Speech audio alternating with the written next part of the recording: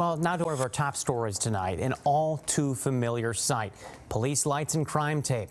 Tonight, Tacoma is a city on edge. Neighbors, businesses, and city leaders are all saying something has to be done to address the extraordinary spike in Tacoma.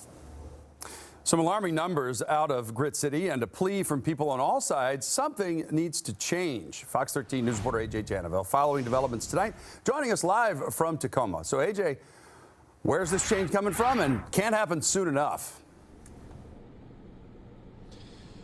David, that's what the people of this community are looking for, what they're asking for. I spent the day in the Hilltop neighborhood getting a chance to speak to some of the people who live there. What they're telling me is that they're seeing crimes happening in the middle of the day in broad daylight right in front of their homes, and they say it's a concern for the safety of their families.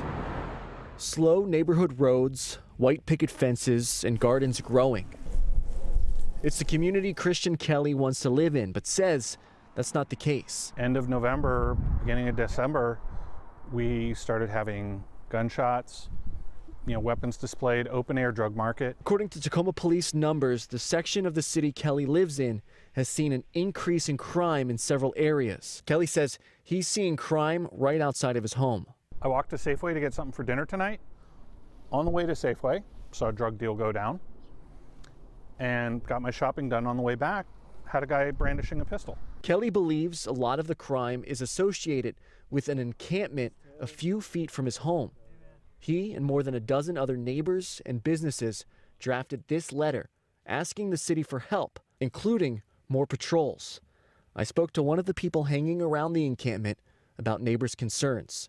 These people are upset about what they're calling open air drug dealing. I don't care. Is that all they're concerned about?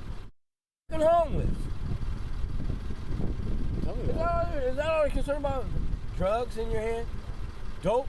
Kelly says his focus is that everyone feels safe. I'd really like my neighbors to be able to have, an uninterrupted night of sleep and not worry about raising their children around gunfire. That's my hope.